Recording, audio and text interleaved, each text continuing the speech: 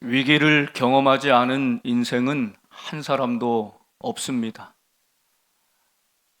이 문제가 찾아오면 또 지나가면 또 다른 문제, 또 다른 문제들이 위기로 다가오지요.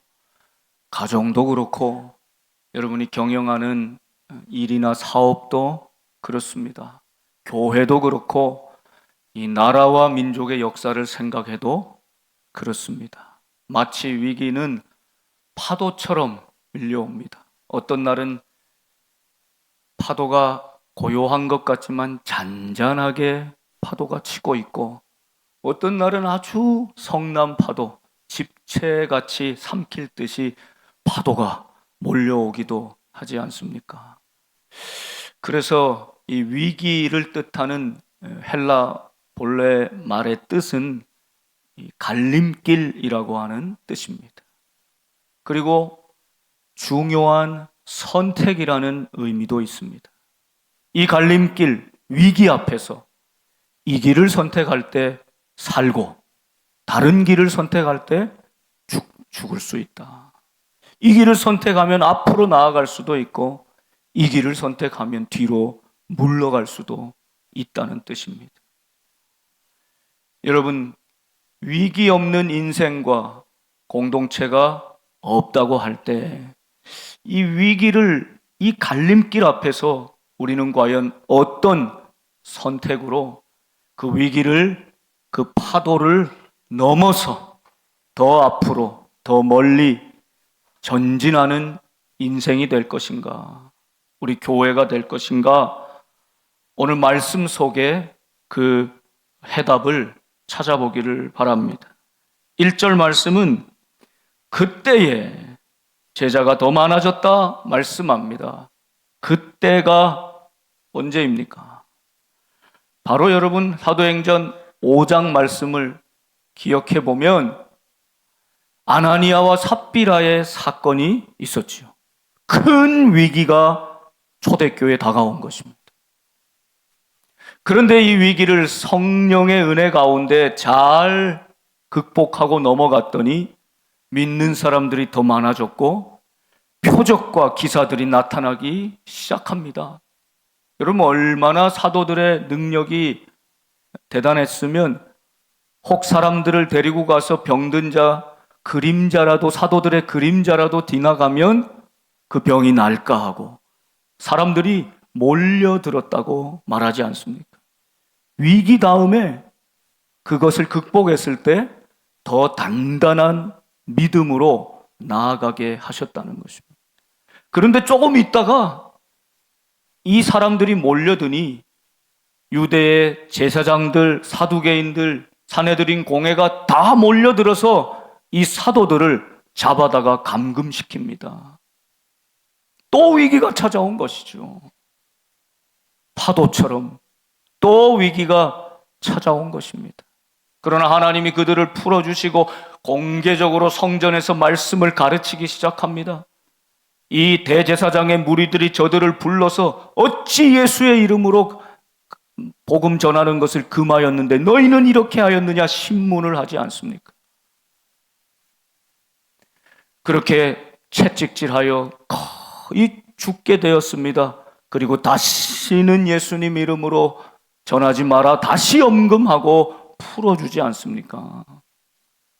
여러분, 그런데도 사도들은 매일 성전에 있든지 집에 있든지 예수를 그리스도라 가르치고 전하기를 그치지 아니하니라. 중단 없이 끊임없이 생명의 위협을 받고 그토록 능욕을 당하고 고초를 당했음에도 불구하고 세상에 어떤 것도 막을 수 없이 저들은 또 복음 전하는 삶을 살았다는 것입니다. 그때가 바로 이때입니다. 세상의 어떤 위협과 도전 앞에서도 사도들이 복음 전하기를 그치지 아니하였던 그때. 여러분, 그랬더니 제자가 더 많아졌습니다. 여러분, 그러지 않겠습니까? 오늘 우리 복된 성도들이 정말 이 사도행전의 말씀처럼 우리의 삶에서 어디에 있든지 무엇을 하든지 예수는 그리스도다. 이 복음을, 이 진리를 언제나 가르치고 전하기를 그치지 아니한다면 세상 사람들이 깜짝 놀랄 것입니다. 도대체 너희가 믿는 예수는 누구이기에, 너희의 믿음은 얼마나 귀한 것이기에 생명도 내놓고 그렇게 복음을 전할 수 있느냐? 세상이 물어볼 것입니다. 여러분, 그때 제자들이 더 많아졌다 말씀합니다. 진정한 부흥과 진정한 성장의 모습이 위기를 넘어서 초대교회 가운데 있었던 것입니다. 참 아름다운 모습이죠. 놀라운 모습입니다. 그런데 이제 위기의 파도를 넘어서 복음을 전하고 사람들이 많아지고 부흥하기 시작하는데 오늘 또 문제가 찾아옵니다. 아주 강력한 위기가 찾아옵니다. 그 위기의 갈림길에서 오늘 그 문제는 무엇이었으며 사도들은 어떤 해법을 내놓았고 그러므로 어떻게 위기를 넘어서 하나님이 기뻐하시는 복음의 역사 초대 교회를 이루어가고 있는지를 오늘 말씀을 통해 살펴봐야 합니다. 오늘 대두된 문제는 구제의 문제였습니다. 표면적으로 드러난 문제는 구제의 문제였습니다. 사람들이 많아졌습니다. 그리고 그 중에는 헬라파 사람들도 있었고 히브리파 사람들도 있었습니다. 같은 유대인이었지만 헬라에 가서 이방에 나가서 헬라 말을 하고 말 자체를 다르게 했습니다. 그곳에 오래 살았습니다. 이방과 헬라의 문화에 능숙하고 거기에 영향을 받은 사람들이었습니다. 사고가 유연하고 세계를 바라보는 눈이 있었던 사람들입니다. 그리고 저들은 언제나 소수로 살았기 때문에 이방인 소수가 경험하는 서름도 잘 알고 있는 사람들이었습니다. 자, 이 사람들이 소수였지만 비주류였지만 헬라파 유대인들이 초대교회 안에 있었음을 보여주죠.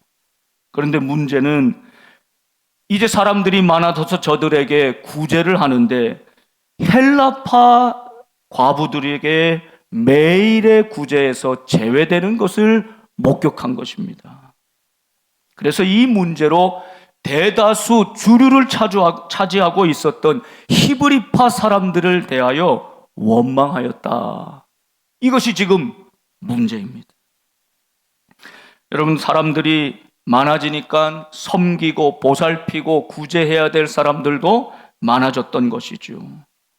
그런데 오늘 이 말씀 속에서 보면 초대교회, 내 있는 것을 다른 사람을 위해 나눠주고 성령 안에서 유무상통하는 이상적이고 아름다운 초대교회였음에도 불구하고 그 안에 파가 나뉘어 있었다는 것을 보여줍니다. 표면적인 문제는 과부들을 구제하는 문제였지만 거기 깊이 내재하고 있는 뿌리에 자리 잡고 있었던 문제는, 근본적인 문제는 그 안에 헬라파 유대인들과 히브리파 유대인들 사이에 미묘한 마음의 차이가 있었다는 것입니다. 보이지 않는 벽이 있었다는 뜻입니다. 여러분, 성경에서는 고아나 과부를 지극히 작은 자, 소자라고 여겼습니다. 그래서 저들을 잘 섬기고 살리는 것이 믿음의 행위로 나타나야 함을 보여줍니다. 그래서 과부들을 구제하는 일에 앞장선 것입니다.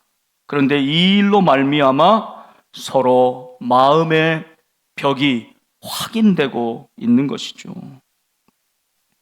여러분, 먹는 문제가 참 중요하지 않습니까? 식당에 가서 아마 이런 경험 종종 했을 것입니다.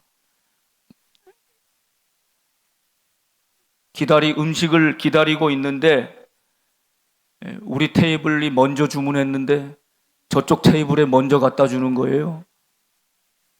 그러면 점잖은 분이 갑자기 화를 냅니다.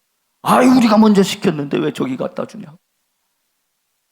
이건 공정과 상식의 문제이기도 하지만 사람은 배고프면 사나워진다 하는 것을 알 수 있지. 여러분, 교회에서 같이 식사 나누는데도요, 우리 테이블엔 없는 반찬 저 테이블에 하나 올라가면요, 그거 섭섭하잖아요. 난리 납니다. 여러분, 문제는 큰 차이에서 생기지 않아요. 무슨 목숨 걸 만한 신념과 가치의 문제, 뭐 이런 거는 싸워야 되겠죠. 정말 목숨 걸고 싸워야 될 복음의 문제, 이 본질적인 문제는 목숨 걸고 싸워야 되겠죠.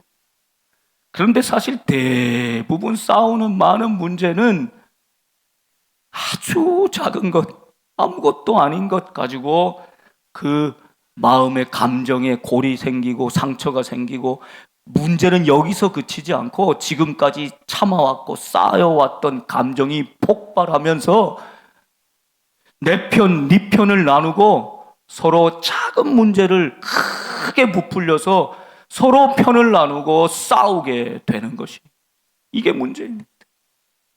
그 아름답고 이상적인 성령 충만한 초대교회에서도 언어를 다르게 하고, 헬라파 사람들은 헬라어를 하고, 외국에서 오래 생활했던 유대인 디아스포라, 그들이 고국에 돌아와서 지금 교회에 들어와 있는 거고, 히브리파 유대인들은 너희 이 이스라엘의 역사에서 바벨론의 나라를 빼앗겼습니다. 페르시아에, 그 다음 헬라에, 로마에, 지금 로마의 속국으로 지배를 받고 있을 때까지, 그래서 수많은 사람들은 살기 위해서, 생존을 위해서 목숨을 걸고 흩어지고 도망치고 디아스포라로 흩어져 살 수밖에 없었는데, 이 내 나라, 내 땅, 거룩한 하나님의 땅을 지키고 있었다고 하는 이 자부심이 히브리파 유대인들에게는 굉장했던 것이죠. 우리가 이 나라를, 이 고국을, 이 땅을 지킨 사람들이라고 하는 자부심, 우리가 하나님의 선택을 받았다는 이 선민의식, 이게 뿌리 깊이 있었던 사람들이 히브리파 유대인들입니다. 여러분, 지금까지 초대교회를 이끌어왔던 지도자들이 누굽니까? 베드로입니다. 야고보입니다. 요한입니다. 이 사람들이 다 히브리파 유대인들이 대다수를 차지하고 주류입니다. 그런데 이에 반해서 헬라파 사람들은 소수였고 비주류에 속한 사람들이죠. 지금 문제 제기를 누가 하고 있습니까? 오래오래 참고 있었던 헬라파 유대인들이 제기하고 있는 것입니다. 매일 구제를 하는데, 여러분, 매일매일 하는 그 구제를 유심히 살펴봤는데 왜 우리 헬라파에 있는 과부들은 똑같이 어려운데 구제를 못 받고 있는가? 여러분, 이게 쌓여온 것이죠. 그게 지금 분출하고 있는 것입니다. 여러분, 우리나라는 참 한편으로 저는 가끔 그런 생각을 해봅니다. 내가 북한에서 태어났다면, 여러분, 북한에서 태어났다면 지금 어떻게 살고 있을까요? 그 생각을 해보면, 이 우리의 의지로 된 것이 아닌데 놀랍게 우리는 이 땅에서 태어나서 하나님의 놀라운 은혜를 입고 오늘도 삼천리 방방곡곡에서 하나님을 향해서 예배하고 있는 이 놀라운 은혜와 자유를 우리가 다 누리고 있는 것 아닙니까? 한편으로 이 6.25 74주년 맞이하면서 한편으로 이 나라를 향하신 하나님의 은혜, 너무나 감사하고 귀한 것이죠. 그러나 또 한편으로는 그냥 저 북쪽에 태어났다는 이유만으로 수많은 우리 동포들이 여전히 죽음의 골짜기에 내몰려서 독재자 정권 아래에서 신음하고 있다는 사실을 기억할 때 얼마나 안타깝고 불쌍합니까? 저들도 빨리 복음의 빛을 보고 함께 우리가 손을 잡고 남북의 장벽을 헐고 함께 하나님을 예배하며 저 중국으로 러시아로 복음을 다시 한번 전하는 그런 우리 한민족 될 수 있기를 간절히 소망합니다. 이 소망이 가득하건만, 여러분, 그러나 우리는 현실은 여전히 지구상의 유일한 허리가 잘린 분단 국가로 남북이 나뉘어져 살고 있지 않습니까?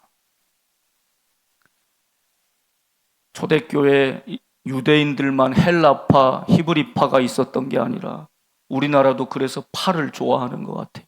대파, 양파, 쪽파. 삼국시대 겨우 통일을 이루었는데 고려로 조선조로 넘어오면서 조선조 500여 년의 역사도요, 여러분, 동인이 서인이 나뉘어져 있었습니다. 동인은 또 남인으로, 북인으로, 또 북인은 대북으로, 소북으로,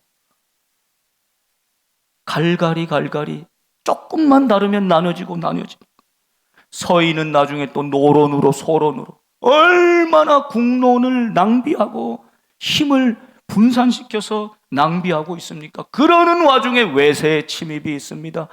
이 나라가 정말 위기의 갈림길에서 한두 번 까딱하면 멸망당할 위기를 얼마나 많이 넘겨왔습니까?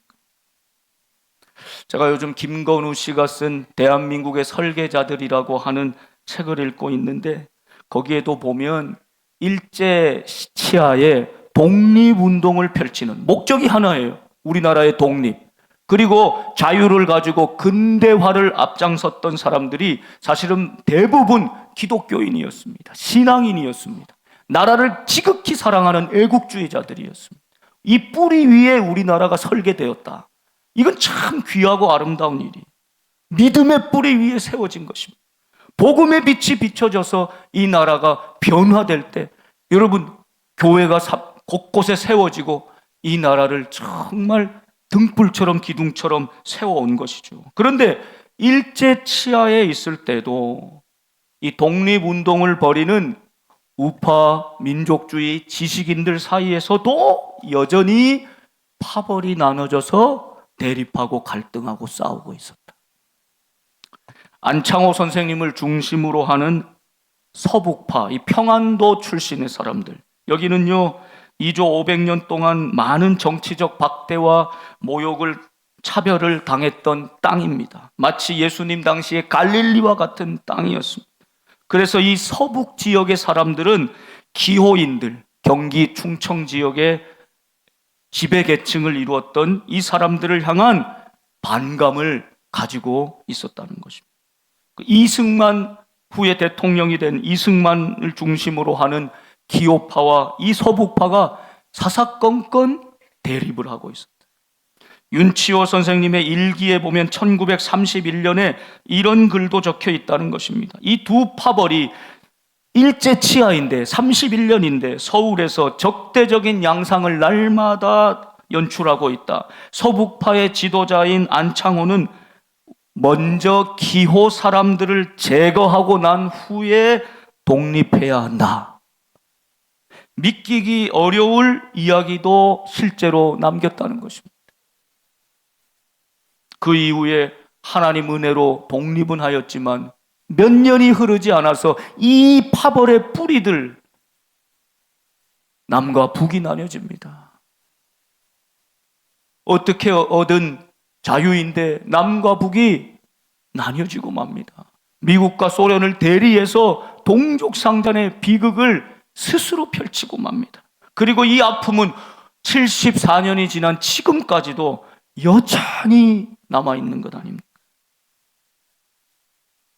여러분, 이 나라를 생각해 볼 때도 그렇고, 오늘 주신 하나님 말씀, 초대교회 교회의 모습, 히브리파, 헬라파의 모습을 볼 때도 그렇고, 특별히 우리의 마음 중심에는 이 교만한 마음, 나는 옳고 다른 사람은 틀렸다고 하는 마음, 작은 차이를 용납해 주지 못하고 그 차이를 큰 문제로 만들어 서로 진영을 나누고 치고받고 싸우고 죽고 멸망하게 만드는 이 파벌의 갈등의 문제가 아직도 있음을 발견하면서 오직 예수 그리스도 십자가의 복음 외에는 이것을 해결할 길이 없음을 우리 하나님 앞에 기도하면서 이 나라와 민족도 이 파벌주의를 극복하고 이 갈등을 넘어 위기를 넘어 하나님이 기뻐하시는 복음을 위해서 전진하고 선교를 위해서 땅끝까지 나아가는 우리나라, 우리 조국, 우리 대한민국, 그것에 앞장서는 우리 교회가 될 수 있기를 간절히 소망합니다. 자, 매일 과부를 구제하는 문제 때문에 히브리파, 헬라파 사이에 히브리파 사람들은 지금 문제될 게 없어요. 저들은 아무 문제를 느끼지 못해. 이게 문제지요. 헬라파 사람들이 구제에 빠지고 있다는 사실을 인식조차 못하고 있습니다. 매일매일 그 구제에 문제가 있다는 것을 쌓여왔던 헬라파 사람들이 문제를 제기하고 조용히 항의하자, 원망하자, 이 문제를 그때서야 깨달은 것입니다. 여기에 진짜 책임은 누구에게 있는 것일까요? 지금까지 히브리파 유대인들로 초대교회를 이끌어왔던 베드로, 야고보, 요한과도 같은 12 사도에게 사실은 이 책임이 있는 것이죠. 그래서 이 12 사도가 어떻게 이 문제에 대해서 해법을 내놓습니까? 2절, 3절, 4절의 그 말씀입니다. 모든 제자들을 불러 모았습니다. 그리고 이야기합니다. 우리가 사도들이 하나님 말씀을 제쳐놓고 접대를 일삼는 것이 마땅하지 아니하다. 사람이 점점 많아지니까 12 사도가 말씀도 전해야 됐고, 배고픈 사람들에게 음식도 제공해야 됐고, 가난한 사람들에게 조용히 재정해서 헌금해 주신 것을 기도하면서 나눠줘야도 됐고, 이 모든 일을 감당했다는 것입니다. 그러니 자꾸 하나님 말씀이 우선순위인데 그것이 자꾸 뒤로 처지고 있다는 사실을 깨달은 것이죠. 이게 근본적인 문제라는 사실을 깨달은 것입니다. 그래서 대책은 너희 가운데 성령과 지혜가 충만하여 칭찬받는 사람 7명을 택하라. 왜 7을 택하라고 했습니까? 우리가 이 일을, 재정을 출납하는 것, 음식을 접대하는 것, 구제하는 것, 이 모든 봉사와 사역, 오늘 성경에는 이 모든 것들을 디아코니아라고 하는 똑같은 단어로 사용했습니다. 그러니까 구제하는 것, 접대하는 것, 봉사와 말씀의 사역을 하는 것, 이 모든 것이 디아코니아라고 하는 똑같은 무게의 단어를 사용했다는 것입니다. 7명을 택해서 우리가 이 모든 일들은 그들에게 맡기겠다, 위임해 주겠다. 그리고 4절이 참 중요한데요, 우리는 오로지 기도하는 일과 말씀 사역에 힘쓰리라.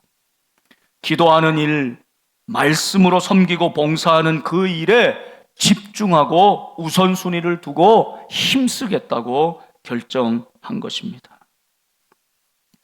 여러분, 표면적인 문제는 매일 구제에 빠지는 사람을 찾으면 될 것입니다.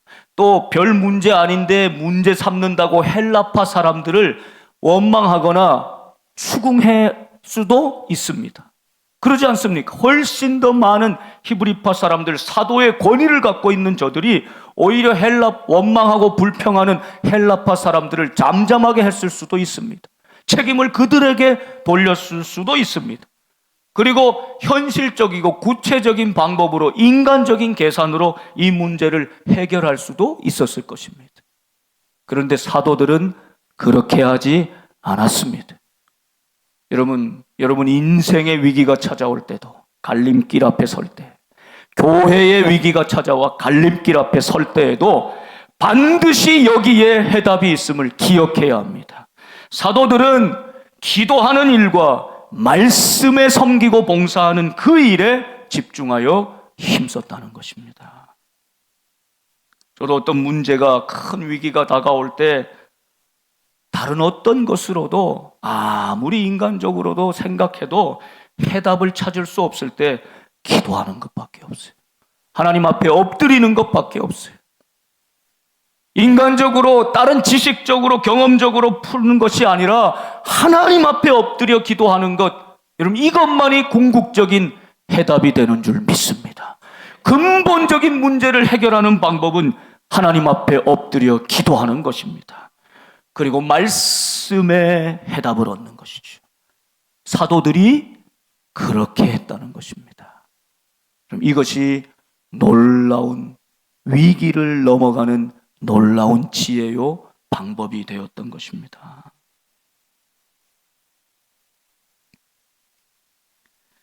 성령과 지혜가 충만한 7사람을 택하여 그들에게 많은 일을 맡기고 사도들은 오로지 전적으로 기도하며 말씀으로 봉사하고 섬기는 일에 더욱 집중하고 매진했다는 것입니다. 이것이 히브리파 유대인들, 사도들이 내린 해법이었습니다. 자, 결과는 어떻게 됐을까요? 5절과 6절, 7절에 이 결과가 나와 있는데 온 무리가 이 말을 듣고는 기뻐하였고 말씀한 대로 성령이 충만한 사람을 택하였습니다. 선출하였습니다. 일꾼을 선택한 것입니다. 그런데 이들의 이름을 보면 스데반, 빌립, 브로고로, 니가노로, 디몬, 바메나, 니골라. 여러분, 이 사람들 이름은 베드로, 야고보, 요한과 좀 다르게 들리지 않습니까? 한글로 봐도 좀 다르지 않습니까? 베드로, 야고보, 요한 다 히브리파 유대인들의 이름입니다. 날 때부터 그 이름을 가졌습니다. 그런데 이 사람들의 이름은 다 헬라식 이름입니다. 헬라파 유대인들이라는 뜻입니다. 소수였고 힘이 없고, 그래서 과부가 구제에 빠지는 거에도 억울해도 말도 못하고 오래오래 참다가 겨우 소리를 내서 원망의 항의를 했던 이 사람들, 헬라파 유대인들을 7명 전원 다 선출했다는 것입니다. 그럼 이게 어떻게 가능했을까요? 이게 어떻게 가능합니까? 우리가 아는 인간의 속성과 집단의 속성으로 볼 때는 불가능한 일입니다. 말로는 헬라파 사람들이 지금까지 좀 차별을 당했으니 상처를 받았으니 마음이 많이 아팠을 터이니 이제 헬라파 사람들도 기도하고 말씀 전하고 봉사하고 섬기는 많은 일에 참여할 수 있도록 해줍시다. 말은 그렇게 하지만 실제로 투표할 때는 우리가 남이냐 하면서 사돈의 8촌까지 다 모아서 히브리파 유대인들을 적게 하지 않겠습니까? 이게 세상의 일반적인 모습, 당연한 모습인데 불가능한 것 같은 지금 헬라파 사람들을 전원 다 7명을 헬라파 사람으로 선출한 것입니다. 우리 복된 교회 성도들의 수준에 볼 땐 전혀 놀랍지 않는 수준이지만 거의 초대교회 위기를 넘어 놀라운 역사를 행했던 거의 초대교회 믿음의 수준, 쉽지 않은 일이죠. 여러분, 그런데 바로 이 결정은 그냥 된 것이 아닙니다. 그냥 된 것이 아닙니다. 성령의 감동으로 된 것이고, 히브리파 사람들, 특별히 12사도의 사람들이 이번에는 헬라파 사람들이 다 일을 할 수 있도록 맡겨줍시다. 그렇게 마음을 모았던 것입니다. 히브리파, 헬라파 비록 좀 외모도 다르고 언어도 다르고 생각이 달라서 차이는 있었고, 지금 이런 작은 문제 때문에 마음의 갈등과 감정의 골이 있는 것을 확인은 했지만, 그러나 우리 모두는 예수 안에 한 형제 자매 아닙니까? 히브리파도 헬라파도 우리 모두는 주님의 자녀들 아닙니까? 그래서 히브리파 유대인들이 가지고 있던 많은 권한과 많은 사역을 헬라파 유대인들에게 넘겨주고 있는 것입니다. 여기가 굉장히 중요한 포인트입니다. 여러분, 지금부터 히브리파 유대인들이 거의 가지고 있었던 이 주도권이 헬라파 유대인들에게 중심축이 옮겨지고 있는 순간이기 때문입니다. 헬라파 유대인들에게 이 말씀을 섬기고 봉사하고 구제하고 재정을 출납하는 이 많은 일들을 감당하게 되면서 여러분, 어떤 변화가 있는지를 앞으로 한번 기대하면서 보시기 바랍니다. 7장에 가면 누구 이야기가 나옵니까? 스데반의 설교가 전체입니다. 얼마나 명설교인지 몰라요. 지금 7명으로 선택받은 헬라파 유대인 스데반의 역사 이야기가 나오죠. 8장에 가면요, 히브리파 유대인들은 절대로 가까이 가지 않고 개처럼 여기고 상종하지 않았던 사마리아 땅에 누가 갑니까? 빌립이 들어갑니다. 지금 7명 중에 하나인 이 헬라파 유대인 빌립이 들어갑니다. 빌립이 아니었다면 사마리아 땅에 히브리파 유대인들은 결코 들어가지 않았을 것입니다. 그렇다면 사도행전 1장 8절의 말씀, 너희가 성령의 권능을 받아 예루살렘과 유대와 사마리아와 땅끝까지 이르러 내 증인이 되리라. 하나님의 말씀, 선교의 명령인데 히브리파 유대인들이 계속해서 지도자가 되었다면 스데반처럼, 빌립처럼 사마리아로, 이방으로, 땅끝으로 나가지 못했을 것입니다. 위대하고 놀라운 하나님의 큰 그림, 역사가 이 작은 과부를 구제하는 일로 문제가 터졌던 이 사건, 이 위기 앞에서 하나님은 놀라운 방식으로 하나님의 이 구원의 역사, 선교의 역사를, 사도행전을 완성시키는 역사를 헬라파 유대인들을 통해서 적극적으로 행해 가시는 중요한 갈림길, 전환점이 되게 하신 것입니다. 9장에 가면 헬라파 유대인의 거두인 바울이 등장하잖아요. 그때부터는 바울을 통해서 복음이 세계를 향해서 전해집니다.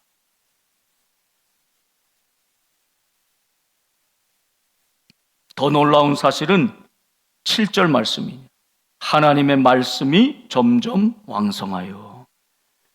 사도들이 말씀에 전념하고 기도하는 일에 집중하였으니 말씀이 더 은혜롭고 능력 있고 말씀의 역사가 나타난 것이죠. 여러분, 교회의 진정한 부흥, 교회의 진정한 성장과 성숙은 오직 하나님의 말씀으로부터 되는 줄 믿습니다. 어떤 조직이 아닙니다. 어떤 제도가 아닙니다. 어떤 기가 막힌 프로그램이 아닙니다. 하나님의 말씀이 왕성해져야 됩니다. 여러분, 그럴 때 예루살렘에 있는 제자의 수가 더 힘이 많아지고, 위기가 오고 히브리파 헬라파로 깨질 위기에 있었는데 오히려 그 위기의 파도를 넘어갔더니 제자의 수가 더 힘이 많아지더라. 놀라운 부흥의 역사죠. 그 다음 놓치지 말아야 될 단어가 등장해요. 허다한 제사장의 무리도. 여러분, 방금 5장까지 사도들을 붙잡아 죽이려고 했던 사람이 누굽니까? 이 제사장들입니다.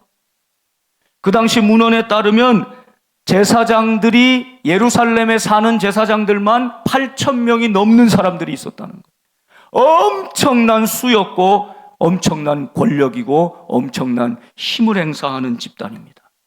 그런데 지금까지는 그 제사장이 오히려 복음에 반대하는 사람들이었는데 헬라파 유대인들이 복음 전하고 다가가고, 여러분, 복음을 전하기 시작할 때 허다한 원수 같던 적대자였던 제사장의 무리도 이 복음에, 이 도에 복종하고 돌아오는 역사가 일어난 것입니다. 여러분, 이 말씀을 종합해 볼 때, 여러분, 사람이 사는 곳, 교회 안에도 파가 나뉠 수 있습니다. 생각이 좀 다를 수 있고 가치관이 다를 수도 있어요. 그런데 그런 것들은 따져보면 사실 다 작은 것이고 지엽적인 것이고 비본질적인 것들입니다. 그래서 우리가 꼭 기억해야 될 것은 우리의 차이는 아주 작은 것이고 우리의 공통분모는 가장 큰 것이다. 예수 그리스도이시다. 영원한 생명의 한 형제 자매다. 이 사실을 놓쳐서는 안 됩니다. 치고받고 싸웠는데 나중에 보니까 같은 팀이야. 같은 천국 백성이에요. 이게 얼마나 어리석고 헛된 일입니까?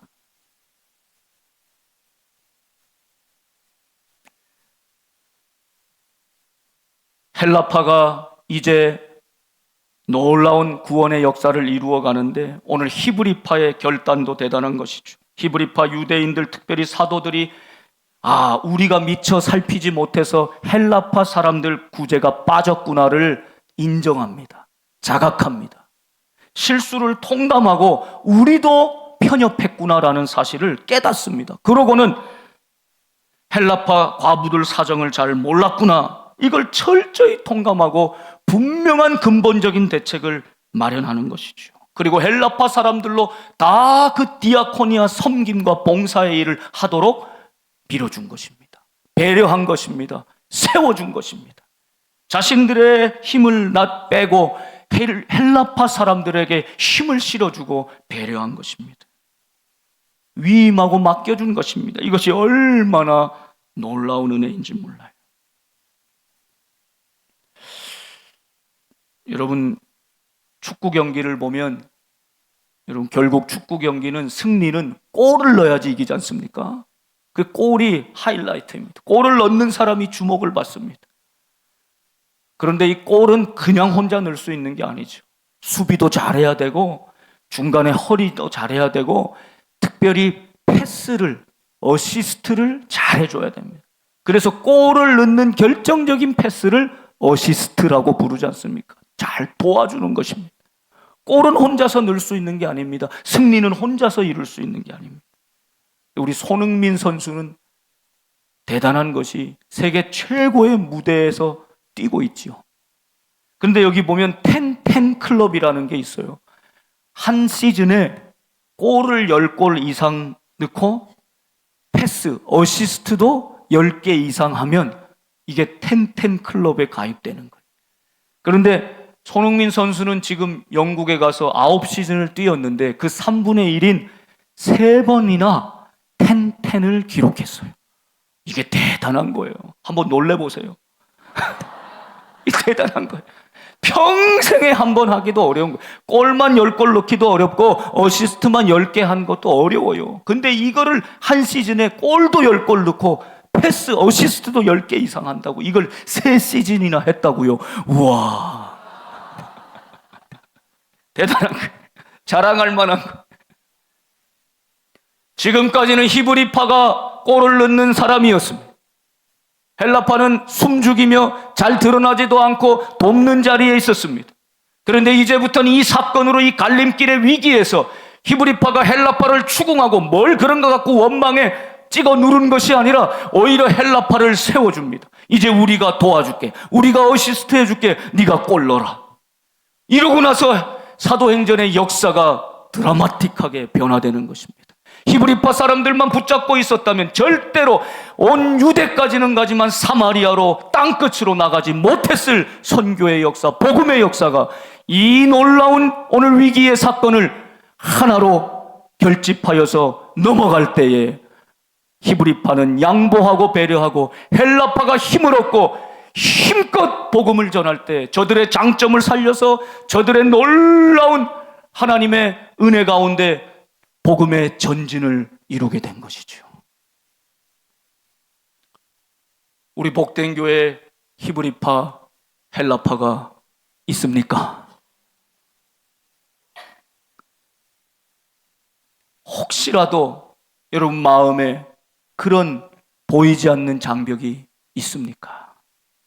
이제 헬라파도 히브리파도 꼭 필요함을 기억하시고 우리가 한 형제, 한 자매, 한 팀이라는 사실을 기억하시면서 때로는 골 넣는 사람도 박수 받아야 되지만 그 뒤에 숨은 조력자들, 패스해주는 어시스트하는 사람도 너무나 그에 못지않게 중요하다는 사실을 기억하면서 여러분 인생의 위기가 다가올 때, 교회의 위기가 다가올 때, 나라와 민족의 위기가 다가올 때 우리가 기도하며 말씀의 봉사자로 섬기며 오히려 차별받는 사람을 든든히 세워줌으로 하나님의 구원의 역사를 이루어가는 위기의 파도를 넘어서 더 앞으로 더 깊이 나아갈 수 있는 우리의 인생이 되기를, 우리 복된 교회가 되기를 주님의 이름으로 축원합니다.